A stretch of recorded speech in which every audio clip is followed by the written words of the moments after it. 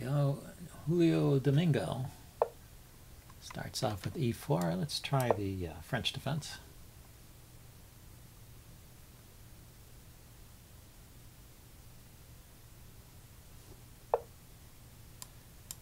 Oh, we'll get a normal line, it looks like.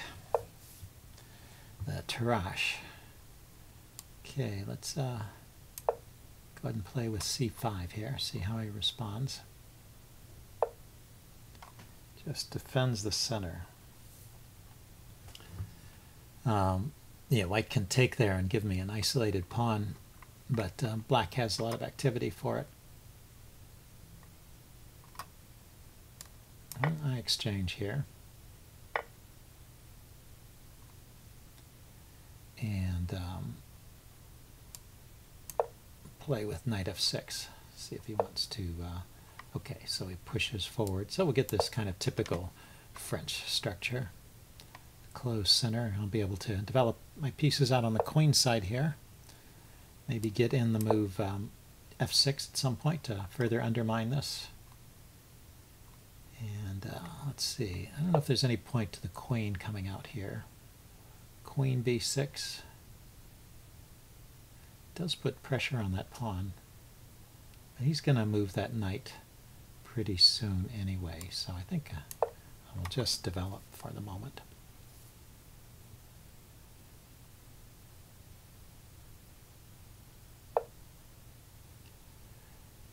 Okay, so he may be pushing all the way to no, I guess not. If he pushes on to b5, the knight can go to a5 and then to c4. Looks like a... Oh, I see. Maybe the idea is that the knight on c4 is not well posted because it can be traded off by this knight on d2 and the bishop on f1, and losing a pawn. Okay, let's stop him from playing b5 then. And he's got this good square for a knight here. That's true. Okay. Yeah, let's go ahead and start with the undermining operation here.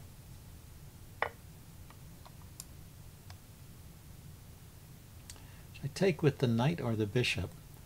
You know, the knight is an interesting piece to take with. I mean, the bishop is an interesting piece to take with. Puts pressure on the d pawn, and leaves this knight here to trade off his knight if it hops into c5. So I think I will take with the bishop.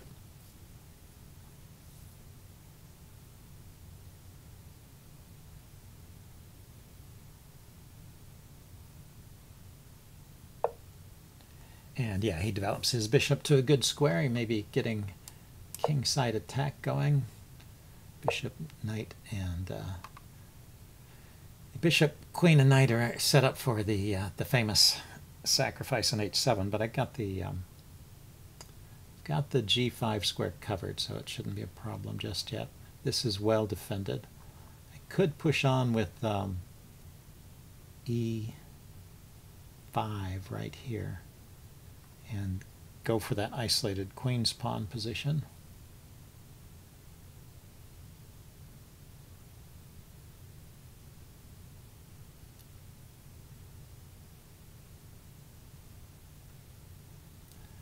What other ideas are there here? If there was a way to get more pressure on that pawn, that would be interesting, but I don't see it at the moment. Yeah, let's go with e5. Just open things up.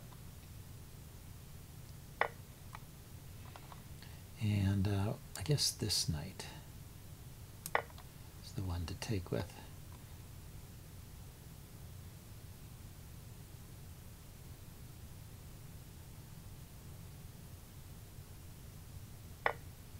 Okay, he keeps trading.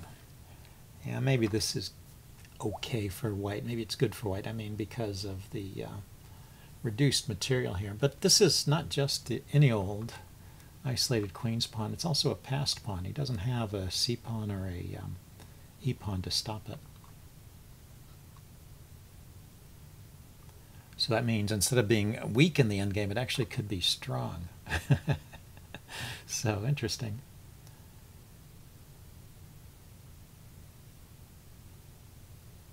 And yeah, he wants to save his bishop. Okay, So the knight can go to c4, and I can play pawn to b5 to defend it there.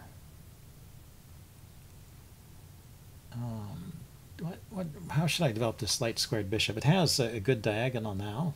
I could, before I move the knight, I could get the bishop out to g4. If he kicks it, I can drop back.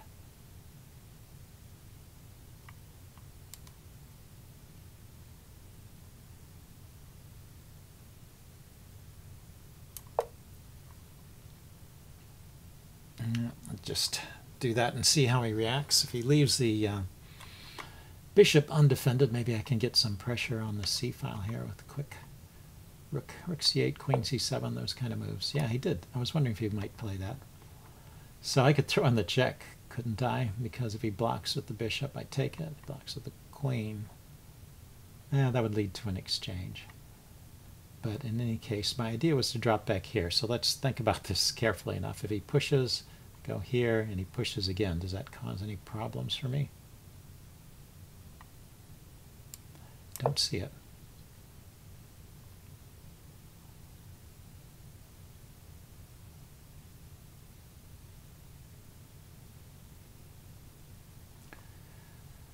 So if I go knight, the bishop could also come back to f7. So I could go knight to c5, looking at the this square.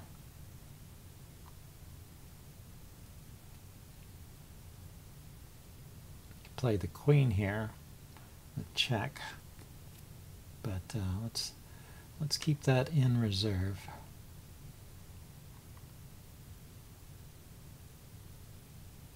Okay. Yeah, let's start with knight c5. Knight c4, rather.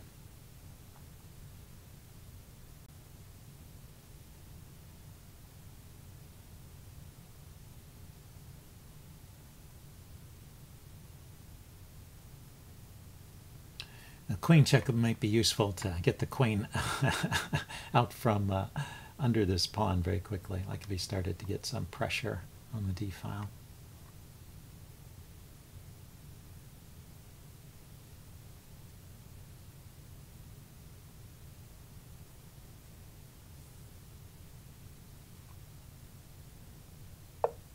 Yeah, so he hops in there. So now if I play queen to b6, he just defends, or he just takes my d-pawn. So where is his knight going? His knight is threatening on b7. Here, let's solidly defend my knight. So maybe I can push my d-pawn forward. I left this fork open. But I do have the check. Ah. Okay. I should notice those things before I play the move. Of course, the knight was not only threatening b7, he was threatening e6 with the fork.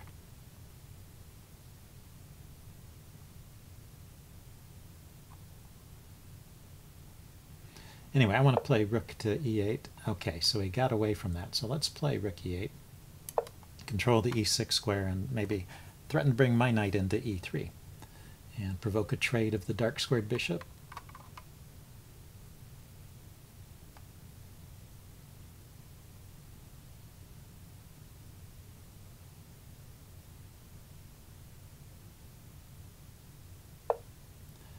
So he just opposes rooks. I'm thinking I should lift up my queen so that when he takes the rook, he exchanges rooks, rather I can take back with the other rook. So if I lift up my queen to here, he's covering the d7 square. If I go to d6, he has knight to b7. I can just step aside. I'm just a little bit tied down by the defense of the d-pawn there. Maybe I should push the d-pawn forward if I get a moment's rest. Now that this knight is defended, I could play d4, and then that would also help support this knight e3 idea. I have to make sure, though, that the pawn's not pinned. My queen is undefended on that square, so. So after d4, move the queen to unpin that pawn, and then knight to e3, something like that.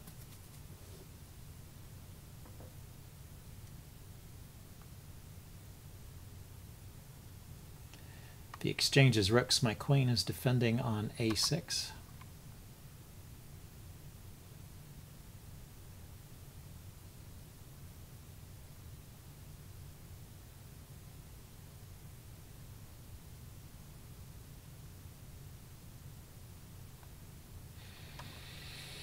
I could consider trying to go after the h7 pawn with the bishop to the h2 pawn with bishop here. They probably, I don't know, bishop to e5 does look interesting. If he pushes the h pawn to h3, I can put the bishop on g3. And if he pushes the g pawn forward, then maybe this f pawn is a little bit weak. And maybe I can even sacrifice on g3.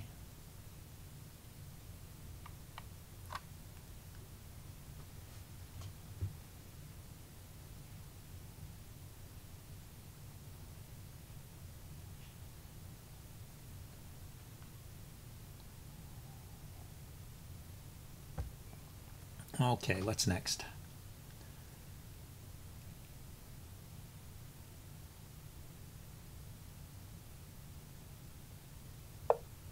Repositioning the knight. Yeah, I was just thinking that knight did not have a lot of good squares. Maybe he was thinking about knight to b7 and wondering if that led to anything. So where is the knight going? Well, he's also supporting the idea of bishop to f4 now. The knight there. So still, I want to push this pawn forward. So let's go ahead and do that.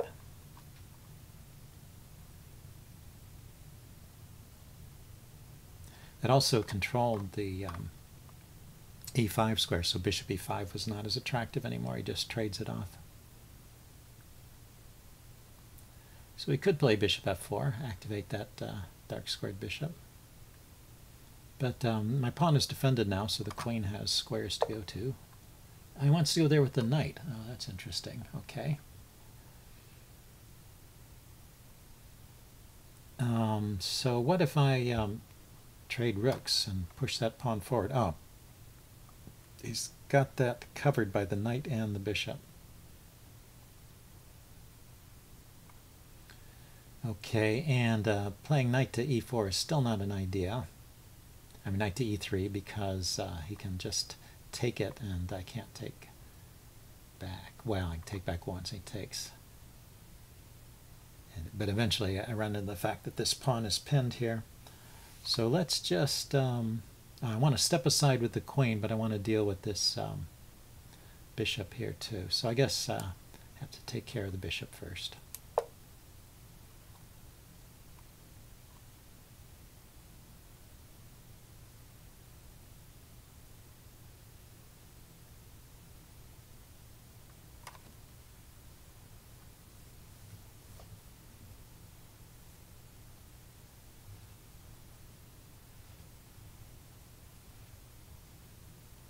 Yeah, maybe instead of stepping aside with the queen, I should just play rook to d8, defending the queen.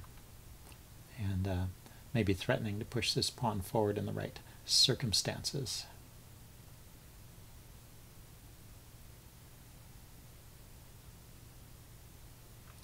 Like knight e3, bishop c4. That would help move that pawn forward.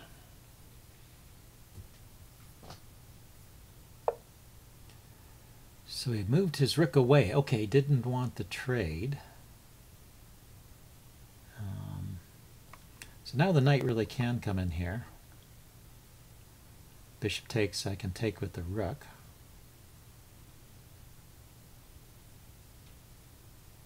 And it also it also leaves this knight hanging, unless I'm missing some weird tactic here. I think this should be good for me. Like I said, this bishop can come out to c4 after I take back. His knight is still hanging.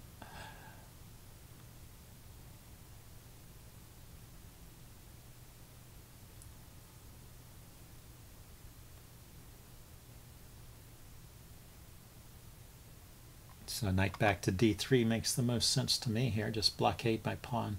But I will play bishop c4 and maybe keep trading. Well, I don't have to trade. I could pile up on the E file too. Yeah, he goes there. He can come back to this square, which is good. Good square for his knight.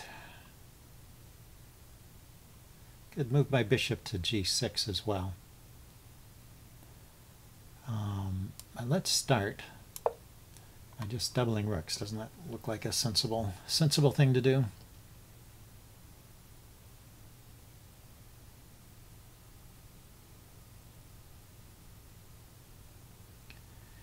And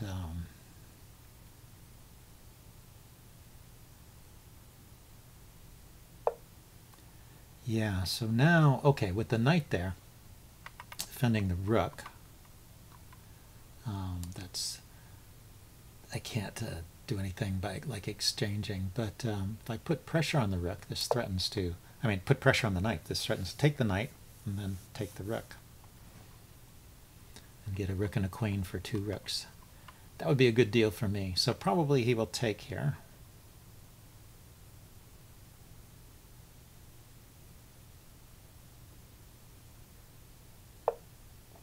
He didn't. Oh, he just arranged it so he could take back with the rook. So bishop takes, knight, bishop takes.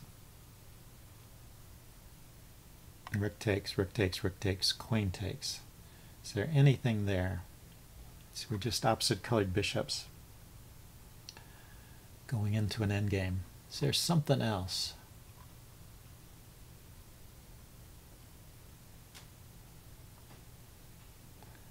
Let's see. The knight can hop in here. Can hop in here.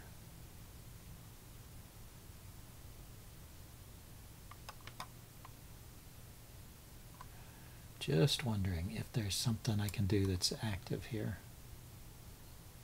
So I'm going to reposition the queen and also defend this rook in case I want to take something here on d3.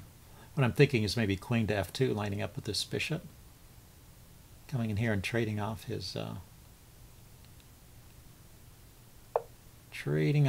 bishop. So he can go there, yeah, and he can win a pawn too, huh? See, if I go here,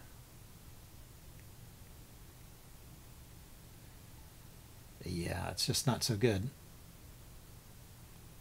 Okay, go here. Try and make some sense of my moves here.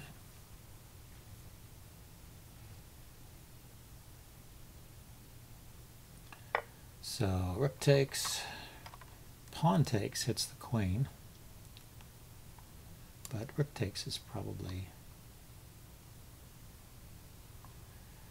well, let's go with pawn takes. I take it back because I can even push that pawn forward one more step, inch by inch, step by step,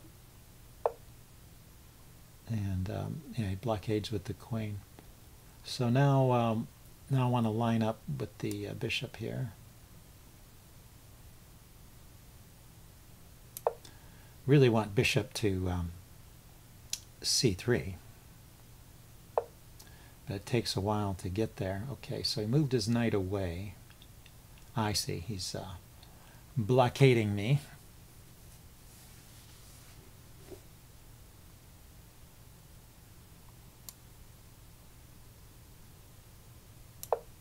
He's covering the f6 square where I wanted to move my queen. I wanted queen f6 to line up here. So how can I get something similar? Queen to e5 maybe.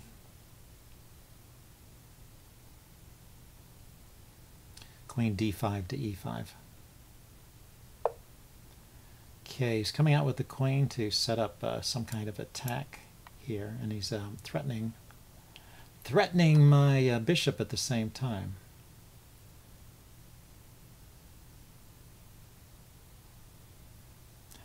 That's very annoying.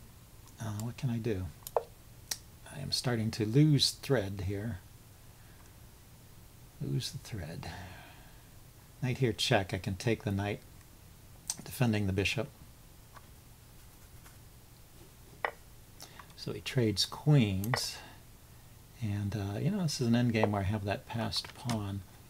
But who knows if I'll be able to survive this. I lost on time. Anyway, that was an interesting game. I think I will upload this and show it as an example that sometimes I do lose on time. And we'll check the game out in the postmortem. Okay, see you guys later. Bye.